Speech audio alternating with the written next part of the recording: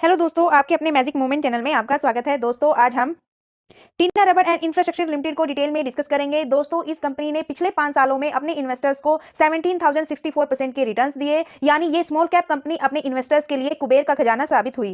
लेकिन दोस्तों, आज हम इस वीडियो में इस कंपनी की कुछ खास जानकारियों को डिस्कस करेंगे, जिसके कारण ये कंपनी अपने ऑल टाइम हाई से 32% के डिस्काउंट पर अवेलेबल है और अभी भी बीयरिश पैटर्न के साथ ये कंपनी 1491 रुपए के स्टॉक प्राइस पर कारोबार कर रही है। तो दोस्तों, ये वीडियो इसके निवेशकों और जो इस कंपनी में निवेश करने का प्लान कर रहे हैं उनके लिए बहुत इंपॉर्टेंट रहने वाली है।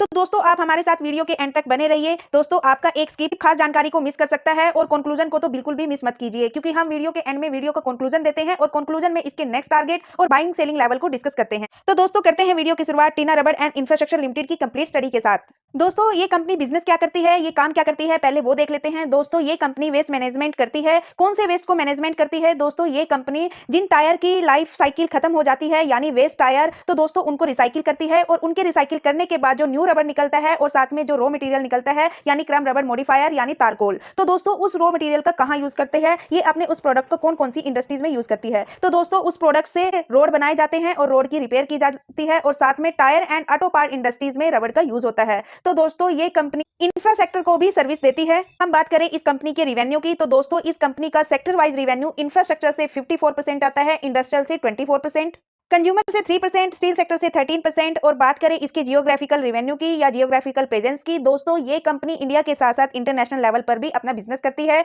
और दोस्तों ये इस कंपनी का रेवेन्यू इंडिया से 94% आता है और एक्सपोर्ट से 6%। और बात करते हैं इस कंपनी के क्लाइंट्स कौन हैं। दोस्तों, इस कंपनी के client MRF, Apollo, TVS, CEAT, JK tyres, IOCL, Mangalore refine, Hyundai construction equipment, दोस्तों ये रेपुटेड कंपनीज इस कंपनी की क्लाइंट्स है और इसके अलावा और भी छोटी बड़ी कंपनी क्लाइंट्स हैं। दोस्तों, इस कंपनी के पास अपने 5 रिसाइकलिंग प्लांट्स है, जो कि 4 इंडिया में हैं और 1 आउट ऑफ कंट्री है। तो दोस्तों, अब तक हमने इसके बिजनेस को डिस्कस किया कि कंपनी बिजनेस क्या करती है और अब हम इसके फंडामेंटल्स और टेक्निकल्स को डिस्कस करें, जो कि आपके लिए बहुत इंपॉर्टेंट रहने वाले हैं। दोस्तों, इसके फंडामेंटल्स और टेक्निकल्स को स्टडी करने के बाद हम इसके शॉर्ट टर्म लॉन्ग टर्म के नेक्स्ट टारगेट को डिस्कस करेंगे। तो दोस्तों, इस कंपनी के जो बेसिक फंडामेंटल्स हैं उनको देखते हैं। इस कंपनी का मार्केट कैप 2560 सीआर, दोस्तों ये एक स्मॉल कैप कंपनी है। इस कंपनी का स्टॉक पीई 56.74, दोस्तों इसका स्टॉक पी ओवर वैल्यूड है और अगर इसके सेक्टर और इसके पीयर से कंपेरिजन करें तो दोस्तों इसका पी एवरेज है। और दोस्तों, इस कंपनी का डिविडेंड यील्ड 0.33% और इस कंपनी के पास 1.68 सीआर का कैश फ्लो है। और डेप्ट की बात करें तो 84.68 सीआर का डेप्ट है। वो हम इसके डेप्ट को डिटेल में डिस्कस करेंगे आगे इसके फंडामेंटल्स में। तो दोस्तों, ये थी बेसिक टर्म्स। अब हम इसकी अर्निंग वाइज ग्रोथ को देखेंगे। इसकी अर्निंग वाइज ग्रोथ की शुरुआत हम इसके क्वार्टर ऑन क्वार्टर रिजल्ट से देखेंगे, लास्ट 4 क्वार्टर्स के रिजल्ट्स को कंपेयर करके कि company Q on Q basis पर अर्निंग कैसे करती है। तो दोस्तों, हम यहाँ पर इसके रेवेन्यू को डिस्कस करते हैं लास्ट 4 क्वार्टर से। सितंबर 2023 में कंपनी का रेवेन्यू 80 सीआर का था, जो लास्ट 4 ईयर से कंटिन्यू इंक्रीज होकर 135 सीआर का हो चुका है। रेवेन्यू के साथ साथ कंपनी का ऑपरेटिंग प्रॉफिट भी लास्ट 4 क्वार्टर से कंटिन्यू ग्रो कर रहा है।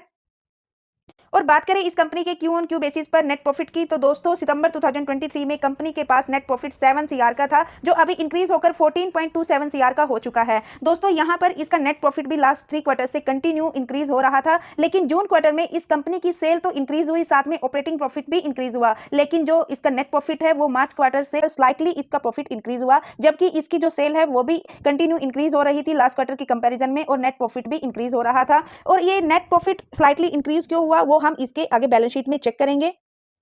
बैलेंस शीट चेक करने से पहले हम इसकी ईयर ऑन ईयर बेसिस पर भी इसकी ग्रोथ को चेक कर लेते हैं। तो दोस्तों, हम यहां per year on year basis में लास्ट 4 ईयर्स के रिजल्ट्स को डिस्कस करेंगे। दोस्तों, इस कंपनी का रेवेन्यू 2021 में 131 सीआर था, जो अभी इंक्रीज होकर 336 सीआर हो चुका है। दोस्तों, यहां पर लास्ट 4 ईयर से कंपनी का रेवेन्यू कंटिन्यू इंक्रीज हो रहा है। और बात करें इसके प्रॉफिट की, तो दोस्तों 2021 में कंपनी लॉस में थी 0.13 सीआर के, जो कि 2022 में प्रॉफिट में आती है और 16.90 सीआर का प्रॉफिट होता है। और तब से लेकर अब तक कंपनी का लास्ट 3 ईयर से कंटिन्यू प्रॉफिट इंक्रीज हो रहा है, बल्कि 2023 से 24 का प्रॉफिट 90% के साथ इंक्रीज हुआ है, यानी company Y on Y basis पर कंटिन्यू ग्रो कर रही है। और अगर बात करें कंपनी के ओवरऑल अर्निंग की, तो दोस्तों company Q on Q basis पर भी और वाई ऑन वाई बेसिस पर भी कंटिन्यू ग्रो कर रही है, जो कि कंपनी के लिए एक पॉजिटिव पॉइंट है।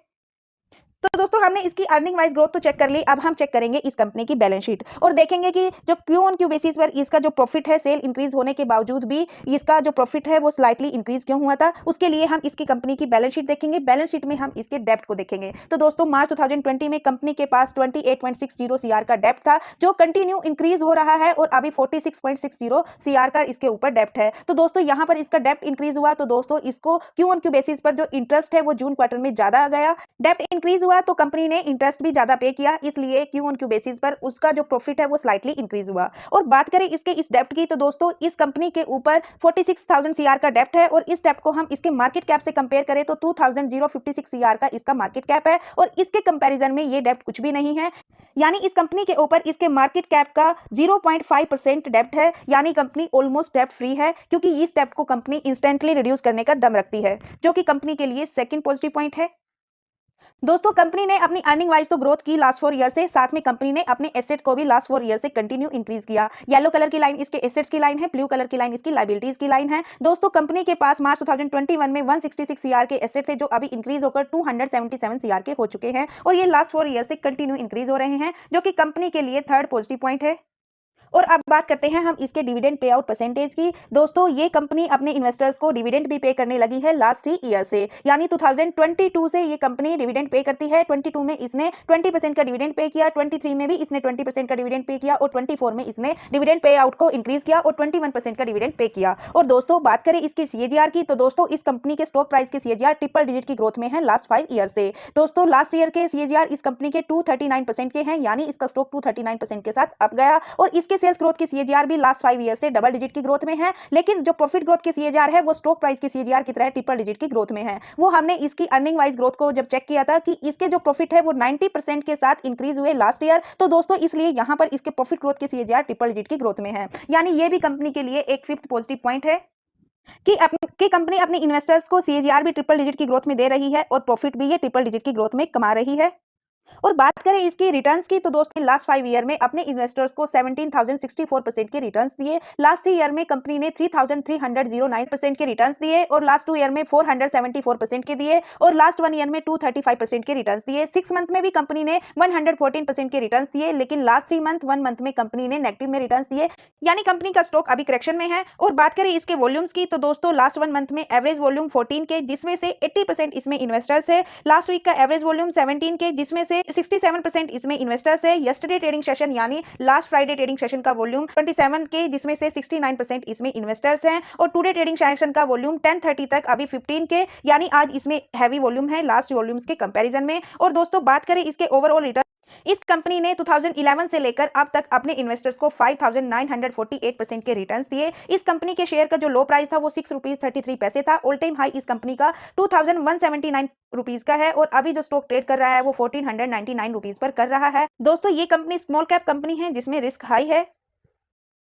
और दोस्तों अब हम चेक करेंगे कंपनी का शेयर होल्डिंग पैटर्न सितंबर 2021 से लेकर जून 2024 के डेटा को डिस्कस करेंगे। दोस्तों इस कंपनी में प्रमोटर्स का स्टेक सितंबर 2021 में 73.81% था, जो कि दिसंबर 2023 तक कांस्टेंट बना रहता है, लेकिन मार्च 2024 में इसके प्रमोटर्स स्लाइटली प्रॉफिट बुकिंग करते हैं और जून क्वार्टर में भी स्लाइटली प्रॉफिट बुकिंग करते हैं, यानी लास्ट 2 क्वार्टर से इसके प्रमोटर्स इसमें स्लाइटली प्रॉफिट बुकिंग कर रहे हैं और लास्ट 3 मंथ से ही ये स्टॉक करेक्शन में है। और बात करें इसमें एफआईज की होल्डिंग की तो दोस्तों सितंबर 2021 में एफआईज की होल्डिंग 0.59% थी, जो अभी इंक्रीज होकर 0.79% है। दोस्तों यहां पर एफआईज ने कंटिन्यू लास्ट 3-4 क्वार्टर्स तक इसमें बाइंग की और 0.82% स्टेक पर ये कांस्टेंट रही दिसंबर 2023 तक। जैसे ही प्रमोटर्स ने मार्च 2024 में इसमें प्रॉफिट बुकिंग की तो एफआईज की तरफ से भी इसमें प्रॉफिट बुकिंग होती है, लेकिन प्रमोटर्स जून क्वार्टर में फिर से इसमें स्लाइटली प्रॉफिट बुकिंग करते हैं, लेकिन यहां पर एफआईज इसमें स्लाइटली अपने स्टेक को इंक्रीज करती है, यानी प्रमोटर्स सेल करते हैं और एफआईज इसमें परचेज करती है।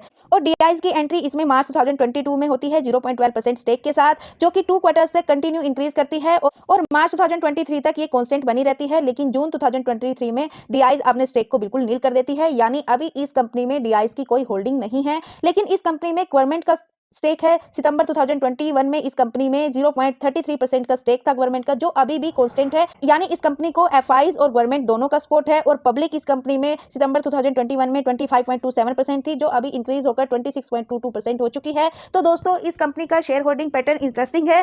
प्रमोटर्स इसमें स्लाइटली प्रॉफिट बुकिंग कर रहे हैं, लेकिन एफआईज इसमें बाइंग कर रही है। और अगर इस कंपनी का स्कोर कार्ड डिस्कस करें तो दोस्तों इस कंपनी की परफॉर्मेंस हाई है, वैल्यूएशन इसकी हाई है, वो हमने इसको स्टार्टिंग में डिस्कस किया था। इस कंपनी की जो पी है वो ओवर वैल्यूड है और ग्रोथ इसमें लो है और प्रॉफिटेबिलिटी इसमें हाई है। एंट्री पॉइंट अभी एवरेज है, यानी इसका स्टॉक ओवर प्राइस है लेकिन ओवरबोट जोन में नहीं है। अगर कोई इस कंपनी में इंटरेस्टेड है तो वो अभी इसमें एंट्री कर सकता है अपने रिस्क और रिटर्न के अनुसार। और इस कंपनी में रेड फ्लैग भी एवरेज है। इसका स्टॉक एएसएम लिस्ट में है, जो कि कंपनी के लिए एक नेगेटिव पॉइंट है। तो दोस्तों अब तक हमने इस कंपनी के फंडामेंटल्स को डिस्कस किया। दोस्तों इसके फंडामेंटल्स को स्टडी करके इसके फंडामेंटल्स मेरे ओपिनियन से स्ट्रॉन्ग है। बस कंपनी में एक नेगेटिव पॉइंट है कि कंपनी का स्टॉक अभी एएसएम लिस्ट में है। और दोस्तों अब हम इसके टेक्निकल्स को भी डिस्कस करेंगे। इसके टेक्निकल्स को स्टडी करके इसके सपोर्ट, रेजिस्टेंस और नेक्स्ट टारगेट पर भी बात करेंगे। तो दोस्तों हम यहाँ पर 2022 से लेकर अब तक के चार्ट को डिस्कस करेंगे। दोस्तों यहाँ पर कंपनी 2022 में 100 रुपीज के साथ ट्रेड कर रही थी और 100 रुपीज के रेजिस्टेंस को ब्रेकआउट करती है, 195 रुपीज तक जाती है। और दोस्तों फिर से ये जिस रेजिस्टेंस को इसने ब्रेक और दोस्तों 100 रुपीज के रेजिस्टेंस को ये सपोर्ट बनाती है और दोस्तों यहां से करती है ये यू शेप रिकवरी और फिर से 190 रुपीज के रेजिस्टेंस तक जाती है, लेकिन वहां से ब्रेकआउट नहीं कर पाती। तो कुछ टाइम उसी रेजिस्टेंस पर ये कंसोलिडेट करती है और ये फिर 195 के रेजिस्टेंस को ब्रेक करती है और 371 तक ऑल टाइम हाई बनाती है, यानी 371 का रेजिस्टेंस बनाती है। और फिर से जैसे 100 रुपीज के रेजिस्टेंस को सपोर्ट बनाया, वैसे ही ये 195 रेजिस्टेंस को ये सपोर्ट बनाती है और इसी सपोर्ट पर कंसोलिडेट करती है कुछ टाइम। और जैसे यहाँ पर यू शेप रिकवरी की, वैसे ही दोस्तों यहाँ पर इसने यू शेप रिकवरी की और सेम जैसे ही 195 के रेजिस्टेंस पर कंसोलिडेट करती है उसको ब्रेक करके, वैसे ही इसने 371 के रेजिस्टेंस को ब्रेक किया और उसी पर कंसोलिडेट किया, उसको रिटेस्ट किया और फिर से इसमें तेजी आई और 1616 का इसने रेजिस्टेंस बनाया। जैसे ही 370 रुपीज पर इसने कंसोलिडेट किया अपने रेजिस्टेंस पर, ऐसे ही 616 रुपीज पर ये कुछ टाइम कंसोलिडेट करती है और इसी रेजिस्टेंस को फिर ब्रेक करती है और फिर से दोबारा इसी को रिटेस्ट करती है जैसे यहां पर किया और फिर से इसमें वी शेप रिकवरी आती है जैसे यहां पर आई। तो दोस्तों यहां पर ये 2024 में ये फरवरी महीने में 616 रुपीज पर ट्रेड कर रही थी और जुलाई में ये 2178 का ऑल टाइम हाई लगाती है, यानी कंपनी ने लास्ट 4 मंथ में ही 350% के रिटर्न्स दिए। और दोस्तों यहां से आती है इसमें प्रॉफिट बुकिंग, जैसे कि हमने इसके शेयर होल्डिंग पैटर्न में भी डिस्कस किया। दोस्तों यहां पर मार्च क्वार्टर में इसमें इसके प्रमोटर्स की तरफ से और एफआईज की तरफ से इसमें प्रॉफिट बुकिंग की जाती है, लेकिन ये सपोर्ट बनाती है 1491 रुपए का। और यहां से जैसे ही एफआईज इसमें बाइंग करती है तो ये अपसाइड मूव होती है, लेकिन ये यहां पर अपने रेजिस्टेंस तक नहीं पहुंच पाती। इसमें पहले ही 1900 के प्राइस पर ही कंसोलिडेट करती है, लेकिन फिर से आते हैं इसके जून क्वार्टर्स के रिजल्ट और रिजल्ट्स इसके मार्केट की एक्सपेक्टेशन से वीक थे, तो फिर से इसमें प्रॉफिट बुकिंग आती है और प्रमोटर्स की तरफ से फिर से इसमें स्लाइटली प्रॉफिट बुकिंग होती है। तो दोस्तों आज इस कंपनी का स्टॉक अपने स्पॉट पर अवेलेबल है 1491 के प्राइस पर। तो दोस्तों कंपनी का फर्स्ट स्पॉट है जो माइनर स्पॉट है वो 1400, सेकंड स्पॉट इसका 1250 रुपीज रहेगा और थर्ड स्पॉट इसका 616 रुपीज रहेगा। और दोस्तों इस कंपनी का रेजिस्टेंस इसका ऑल टाइम हाई है 2178 रुपीज। और दोस्तों इसके चार्ट के पैटर्न को देखते हुए, इसके स्ट्रॉन्ग फंडामेंटल्स को देखते हुए, इसके बिजनेस को देखते हुए इस कंपनी में हम शॉर्ट टर्म के लिए जो नेक्स्ट टारगेट कंसीडर करेंगे 2200 के करेंगे, लॉन्ग टर्म के लिए हम इसमें 3000 के करेंगे। और दोस्तों बाकी हम इसके बाइंग सेलिंग लेवल को इसके कंक्लूजन में डिस्कस करेंगे। दोस्तों हमने इसके बिजनेस को डिस्कस किया, इसके बेसिक फंडामेंटल्स को डिस्कस किया, टेक्निकल चार्ट को स्टडी किया, शेयर होल्डिंग पैटर्न चेक किया, कंक्लूजन। दोस्तों अगर कोई इस कंपनी में इंटरेस्टेड है, फ्रेश बाइंग करना चाहता है या फिर एड ऑन करना चाहता है, तो दोस्तों मेरे ओपिनियन से आपको इस कंपनी में फ्रेश बाइंग लेने के लिए अभी वेट एंड वॉच करना चाहिए इसके Q2 के नंबर का। और यदि आप अभी इसमें एंट्री करना चाहते हो तो दोस्तों आप 1400 से लेकर 1500 के बीच में कहीं भी बाइंग कर सकते हो, लेकिन स्मॉल अमाउंट में। और दोस्तों अगर किसी के पास इस कंपनी का स्टेक है, प्रॉफिटेबल है, प्रॉफिट बुकिंग करना चाहता है, तो दोस्तों उसको भी वेट एंड वॉच करना चाहिए इसके 2178 के लेवल के ब्रेक होने का। और चाहो तो दोस्तों आप इसको लॉन्ग टर्म के लिए भी होल्ड रख सकते हो, आने वाले टाइम में ये आपको और मल्टीबैगर रिटर्न्स दे सकती है, क्योंकि इस कंपनी को एफआईज और गवर्नमेंट का सपोर्ट है और इसका बिजनेस भी अच्छा है और जो इसके क्लाइंट्स है वो भी सॉलिड कंपनीज हैं। ये लॉन्ग टर्म में आपको मल्टीबैगर रिटर्न्स देने का दम रखती है। लेकिन दोस्तों ये वीडियो एजुकेशनल पर्पज से है, मेरी तरफ से किसी भी स्टॉक के लिए कोई रिकमेंडेशन नहीं है। तो दोस्तों ये थी टीना रबड़ एंड इंफ्रास्ट्रक्चर की कंप्लीट स्टडी। दोस्तों आपको ये कंपनी कैसी लगी, आप भी अपने ओपिनियन इसको 10 में से नंबर देकर कमेंट बॉक्स में जरूर शेयर कीजिए। और दोस्तों यदि आपको वीडियो पसंद आए, वीडियो से कुछ सीखने को मिला, तो प्लीज वीडियो को लाइक कीजिए, शेयर कीजिए एंड कमेंट कीजिए। और दोस्तों यदि आप चैनल पर नए हो तो चैनल को भी सब्सक्राइब कीजिए। और दोस्तों यदि आपको वीडियो में कुछ कमी नजर आए तो प्लीज उसका भी फीडबैक दीजिए, ताकि हम आपको और अच्छा कंटेंट प्रोवाइड करा सके। तो दोस्तों मिलते हैं नेक्स्ट वीडियो में, तब तक के लिए बाय बाय दोस्तों। हेलो दोस्तों, लाइक कर दो प्लीज।